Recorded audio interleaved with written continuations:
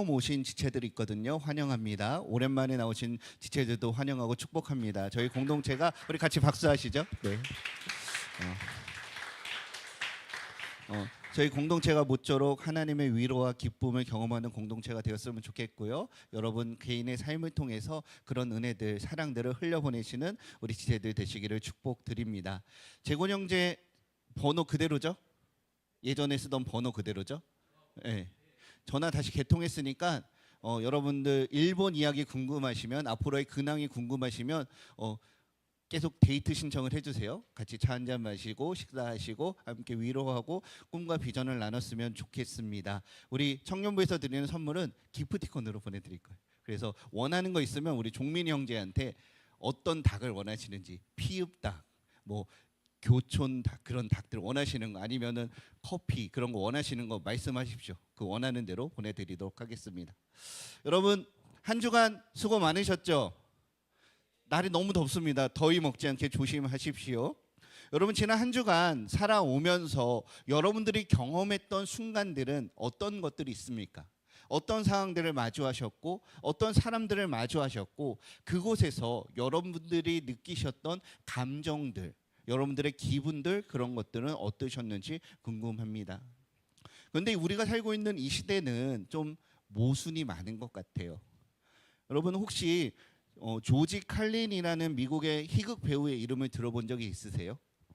예전에 그 코미디 센트럴이라는 채널에서 백인의 위대한 희극인 목론에서 2위로 선정되었던 사람이라고 합니다.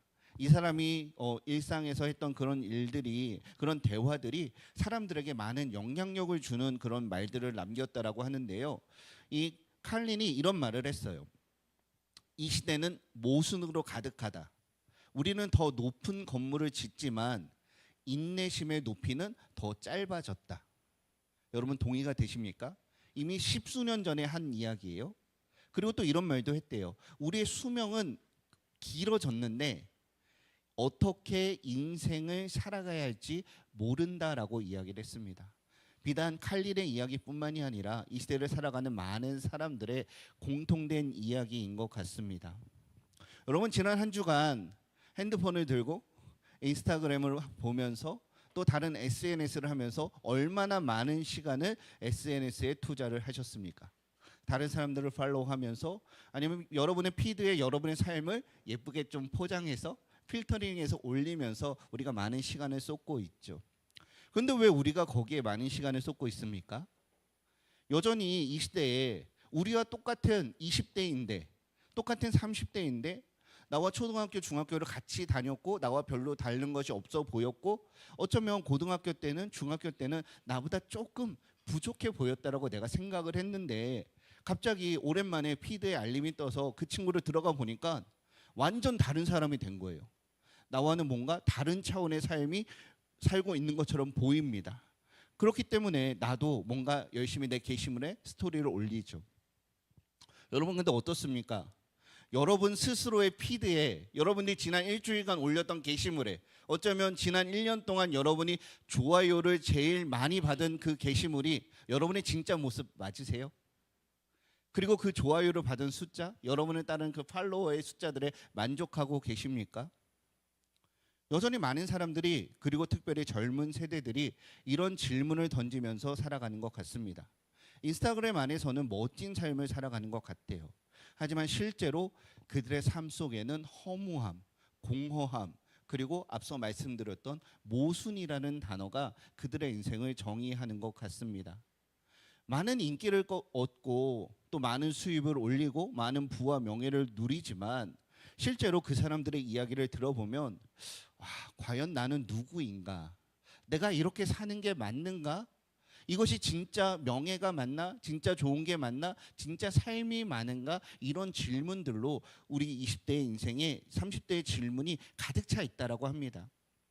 여전히 이 시대의 사람들은 더 많은 자유를 원하고 실제로 더 많은 자유를 얻었습니다.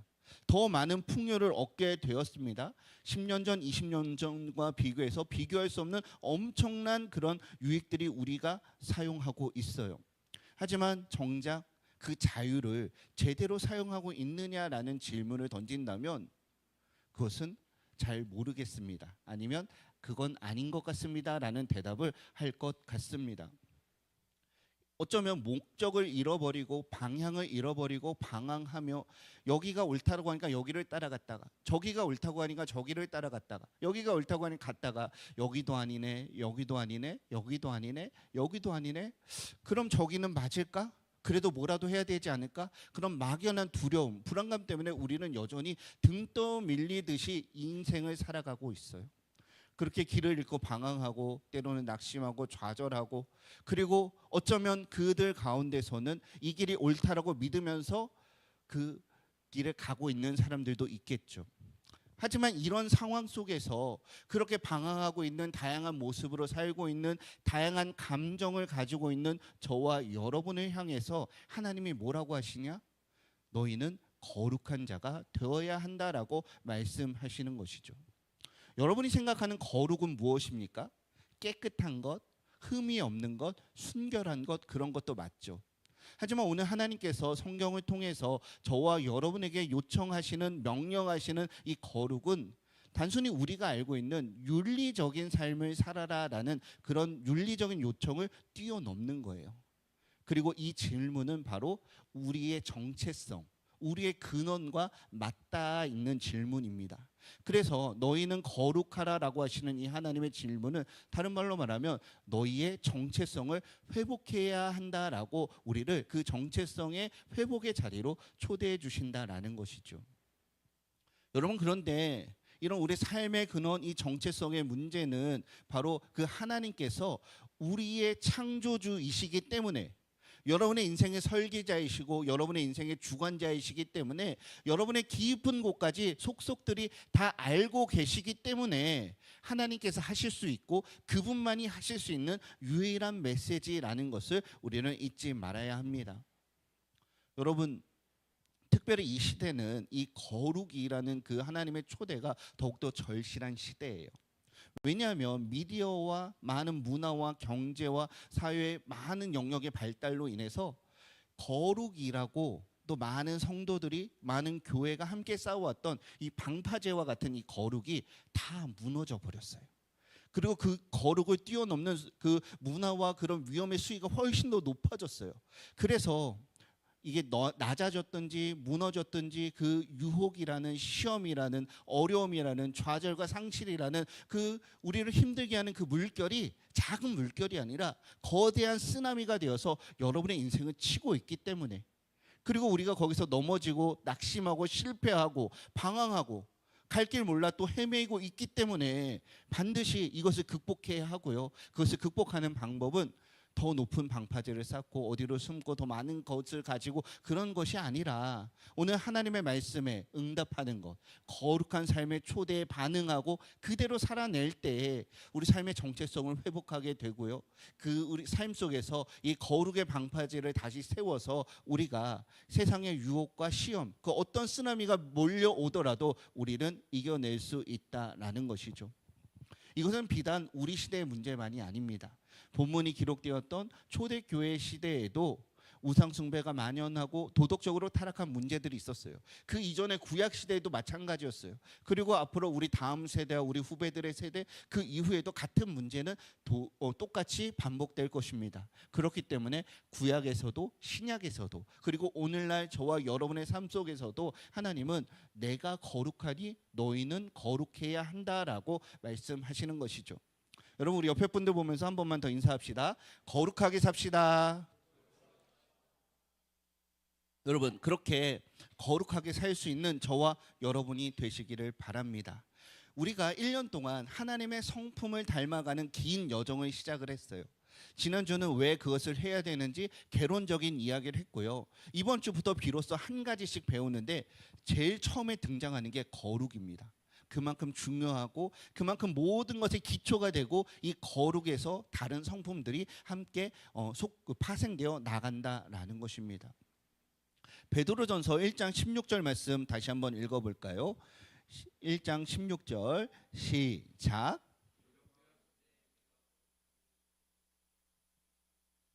아멘. 이 기록되었다라는 것은 구약의 많은 본문에서 하나님이 나는 거룩한 자니라, 너희는 나의 거룩한 백성이다라고 말씀하셨던 구약의 말씀들을 총칭하는 것입니다.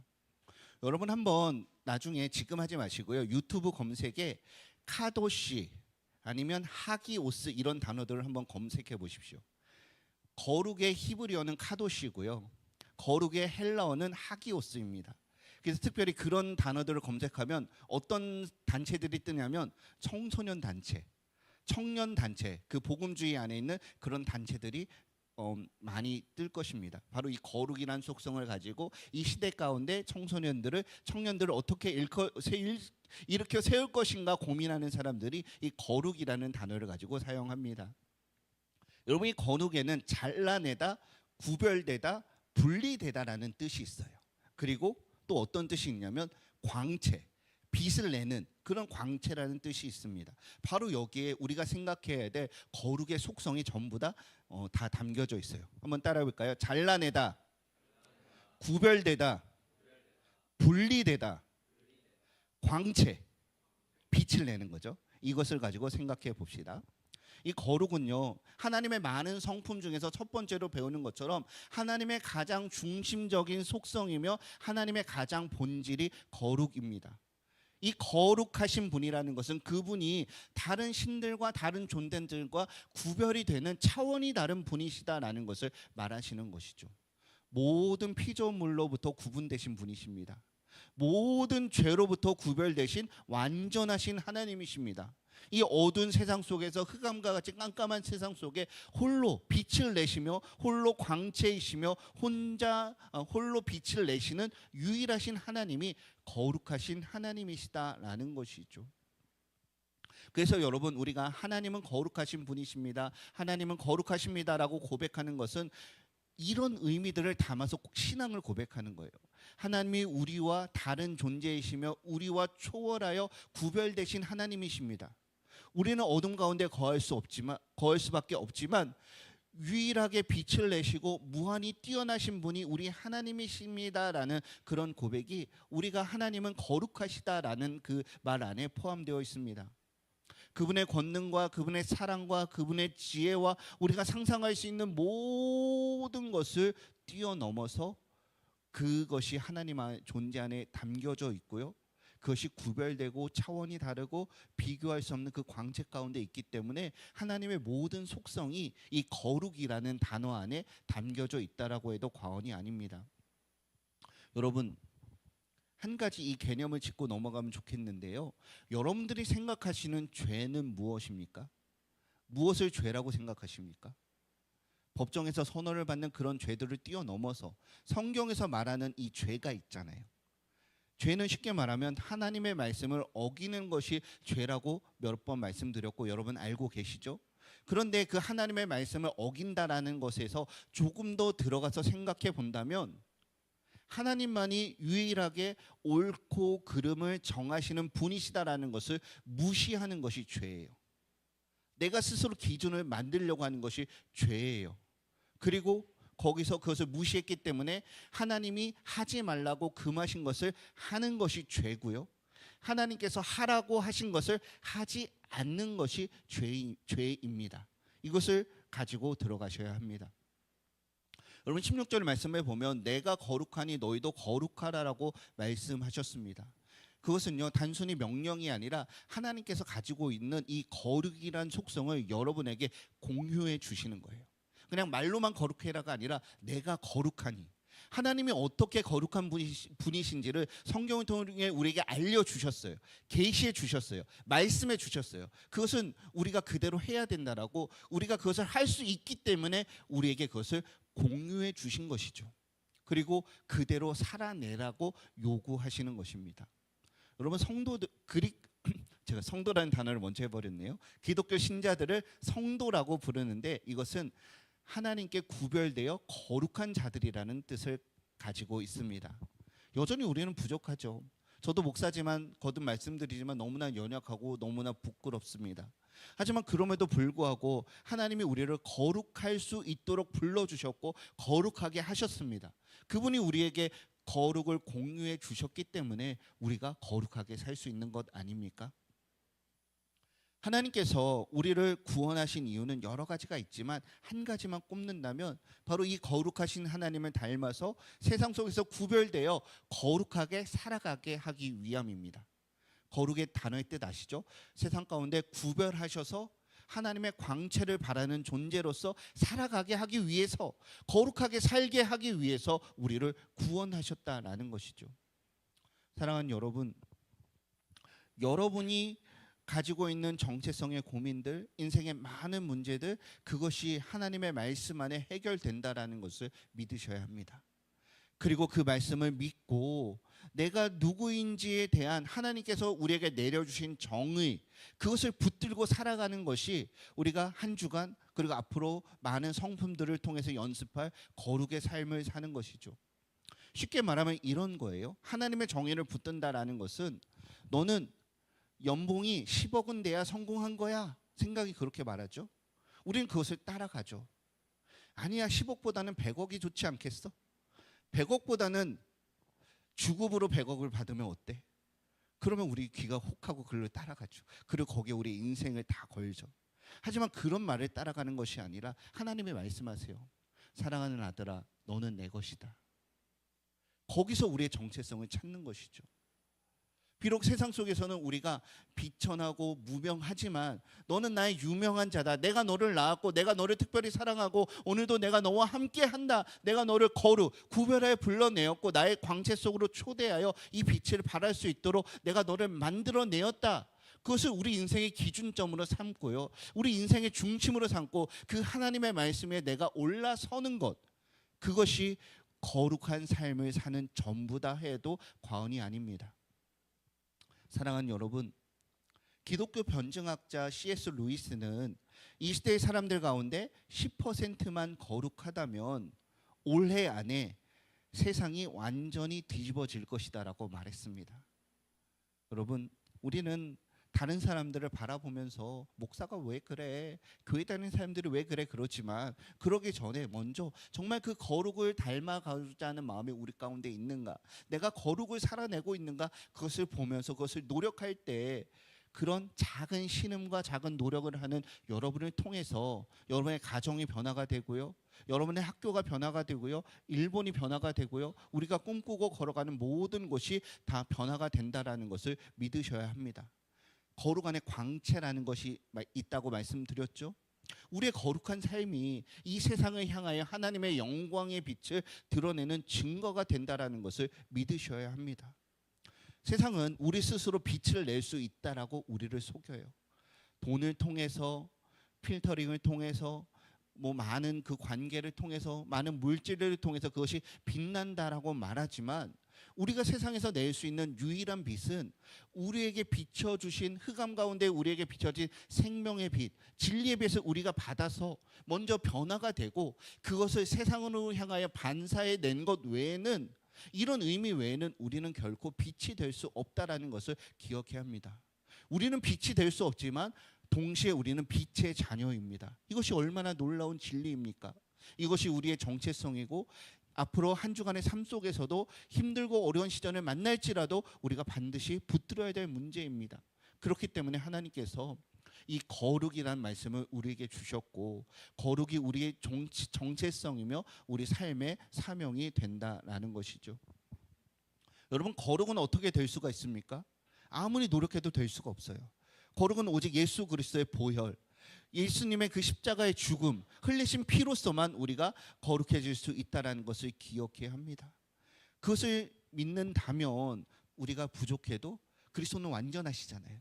우리는 실패했지만 예수님은 승리하셨잖아요. 우리는 넘어졌지만 그렇다고 해서 예수님이 십자가에 다시 달려 죽으시지 않습니다. 단번의 죽음으로 완전한 승리를 다 이루어내셨어요. 그렇기 때문에 그리스도의 보혈의 공로를 의지할 때 우리는 다시 한번 일어설 수가 있고요. 다시 한번 뻔뻔하게 다시 한번 하나님 사랑한다라고 고백하면서 그 치열한 영적인 전쟁 자리로 나갈 수가 있고요. 비록 그 각계의 전투를 하면서 소모전을 하고 때로는 넘어지지만 궁극적인 승리를 믿으면서 감사함으로 그 길을 걸어갈 수가 있는 것이죠.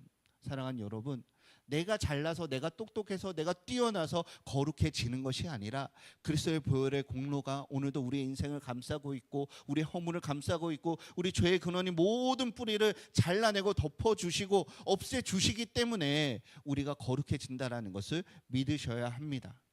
요한복음 17장 17절 말씀 한번 읽어볼까요? 17장 17절입니다.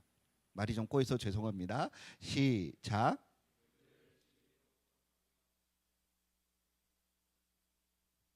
여러분, 우리가 거룩한 삶을 살아야 하는데 어떻게 거룩하게 된다라고 하죠? 무엇으로 거룩하게 된다고 합니까? 여기 있잖아요. 진리로. 그렇다면 진리는 무엇입니까? 아버지의 말씀. 어렵지 않죠? 우리가 거룩하기 위해서는 진리가 필요한데 진리가 뭐냐? 하나님의 말씀이라는 것이죠. 주님께서 친히 하신 기도예요. 그래서 여러분, 우리가 거룩하기 위해서는 하나님의 말씀과 가까이 하고 그 말씀을 붙드는 삶을 살아야 하는 것이죠.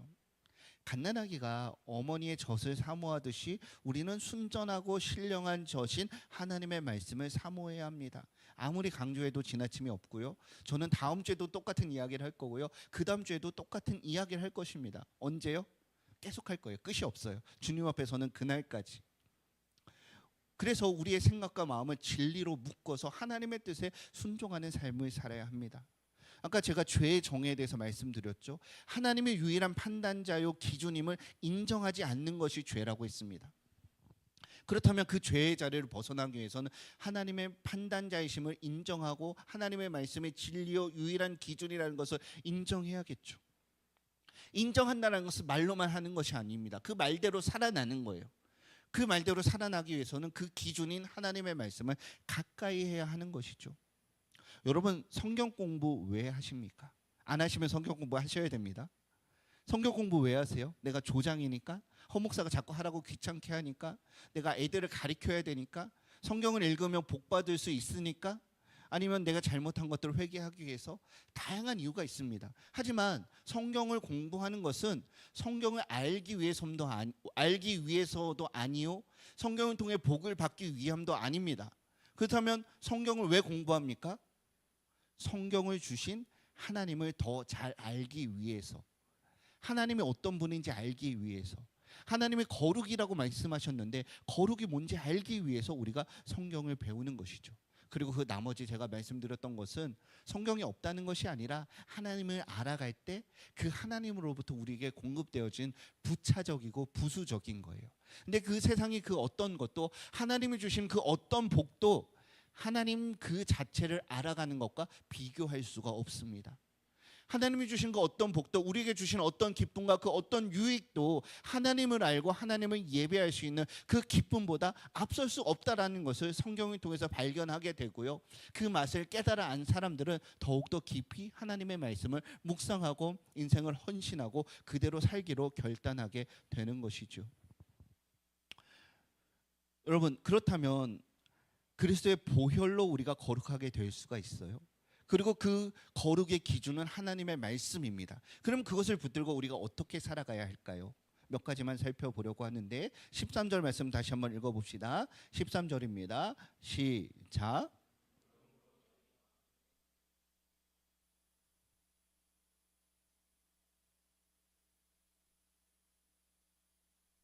아멘. 감사합니다. 우리 런닝크루 여러분, 운동할 때 신발끈을 동여 매는 것처럼, 우리가 무슨 일을 할 때 허리띠를 동여 매는 것처럼 하나님의 말씀으로 우리 인생을 동여 매는 거예요. 우리가 살다 보면 여전히 우리 안에 있는 그 옛사람의 습성이 남아 있어서 느슨해질 수밖에 없어요. 저도 목사지만 설교를 준비하고 그 말씀대로 살기 위해서 많이 노력을 하지만 많은 유혹과 많은 느슨해지는 공격 가운데 옵니다. 그 가운데 때론 무기력하게 넘어지기도 하고 실패하기도 합니다. 하지만 그 가운데에서 넘어진 상태로 그대로 있느냐, 다시 한번 일어나서 말씀의 끈을 동이느냐, 그리고 그대로 다시 나가느냐, 그 차이는 엄청납니다. 그렇기 때문에 마음과 생각이 게을러지는 것은 당연해요. 그것을 인정하셔야 됩니다. 받아들이셔야 돼요. 그렇기 때문에 우리는 더욱더 그 마음의 허리를 동이고 근신해서 하나님의 말씀 붙들고 그 앞에 나아가야 하는 것이죠. 15절 말씀도 읽어볼까요? 15절입니다. 시작.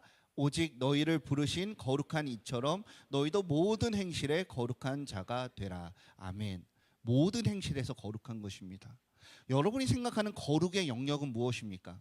우리가 한 주간 또 이제 그 거룩의 성품으로 살기 성천 성품 인턴십을 할 것입니다. 그런데 거룩은 거창한 게 아니에요. 그냥 작은 거예요. 아주 작은 부분들, 정말 별거 아닌 것들, 거기서부터 거룩을 시작할 수 있습니다. 어떤 게 있을까요? 한번 생각해 보시죠. 저는 몇 가지를 생각해 봤는데, 운전할 때 깜빡이 안 켜고 갑자기 훅 들어오는 사람한테 하지 않는 것, 급한 일이 있나 보다, 그런 거 아닐까요? 아침에 나 이제 방학이어서 늦잠 자야 되는데 엄마가 깨웠어요. 너 빨리 일어나. 엄마 네 엄마. 이런 것, 그런 것부터 시작하지 않을까요? 그렇지 않습니까? 그런 아주 단순한 거 그런 거부터 거룩을 연습하는 거예요. 큰 목표를 크게 잡으면 안 됩니다. 작은 것, 할 수 있는 것, 내가 실패했던 것, 내가 자꾸 반복해서 넘어지는 것, 그런 것부터 거룩을 실천하기로 연습하십시오. 여러분, 제가 처음에 이제 SNS를 말씀드렸는데, 여러분의 피드를 무엇으로 가득 채우고 계세요? 어쩌면 그 친구들에게 지지 않기 위해서 내가 살아있다라는, 나도 보통 사람이 아니라는 영향력을 드러내기 위해서 끊임없이 다른 사람들에게 여러분들을 보여주기 위한 그런 거짓된, 과장된, 위선적인 그런 행복을 여전히 찍어내고 계시고, 어쩌면 그 뒤에 찾아온 허무감 속에서, 허탈감 속에 지쳐 있지는 않으십니까? 그런 식으로 우리가 세상의 기준을 따라가려고 하는 그런 모습들을 이번 한 주간 거룩 인턴십을 통해서 한번 놓아 보셨으면 좋겠습니다. 제가 지난주에 말씀드렸지만 인턴십이라고 이름을 붙였습니다. 실패하셔도 돼요. 잘 못하셔도 돼요. 그냥 일단 한번 해보는 거예요. 경험을 쌓아 보이시는 거예요. 그래서 그것을 가지고, 여러분, 제가 제주도에 한 달 살기로 예를 들었죠. 낯선 곳에서 하는 거예요. 거룩은 여러분께 아니었습니다.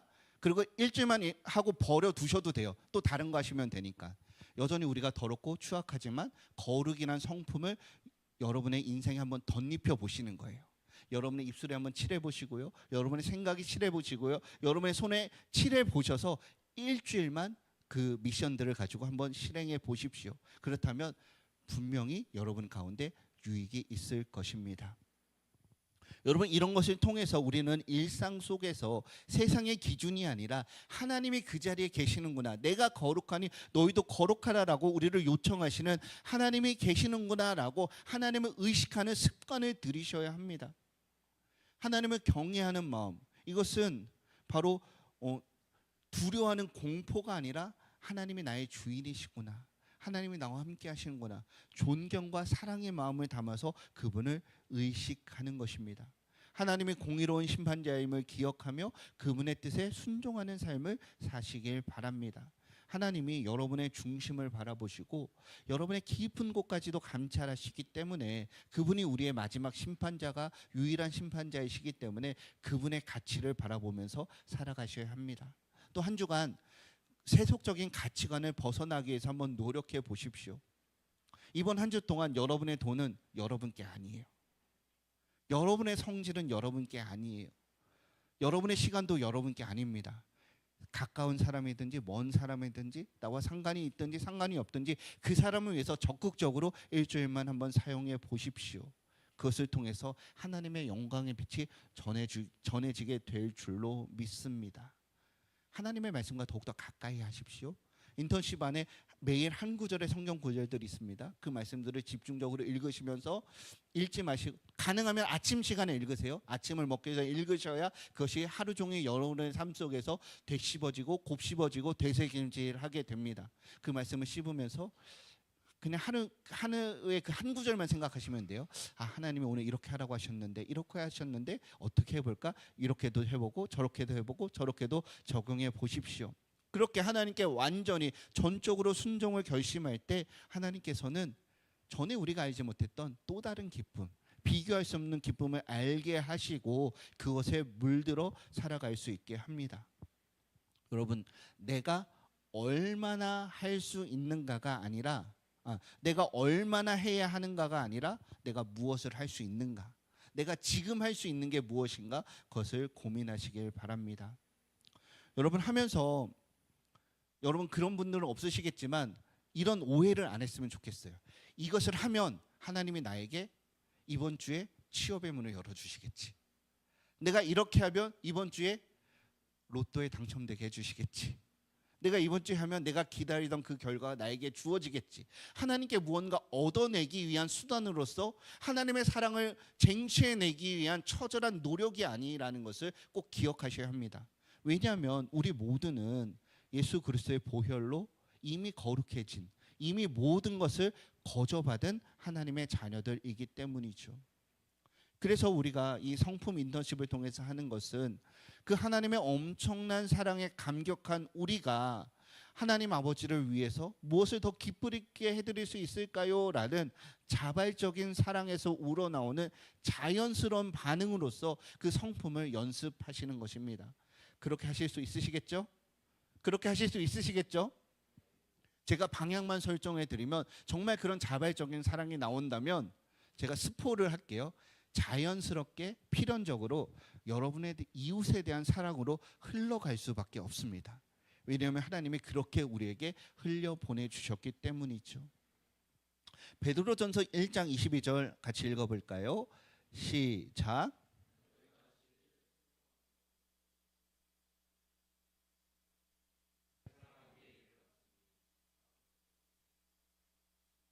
여러분, 너희가 진리를 순종함으로 너희 영혼을 깨끗하게 하여, 이것은 바로 하나님이 우리를 거룩하게 이미 하셨다라는 거예요. 그리스도의 보혈로 했죠.